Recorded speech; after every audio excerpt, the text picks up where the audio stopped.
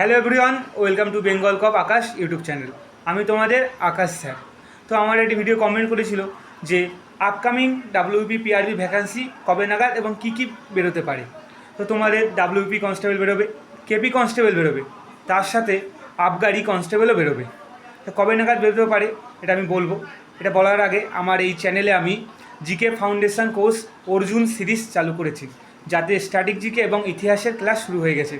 যাদের জিকের প্রতি ভয়, যে জিকেতে বেশি নম্বর ওঠে না, সব পারি কিন্তু জিকেটা আমার নম্বর উঠছে না, তারা আমার এই চ্যানেল ভিজিট করো এবং এই অর্জুন সিরিজ কমপ্লিট করো। আমি মনে করি তোমাদের মেন্সে 25-এর মধ্যে 20+ তোমরা জিকেতে স্কোর করতে পারবে এবং একটি সিট নিশ্চিত করতে পারবে।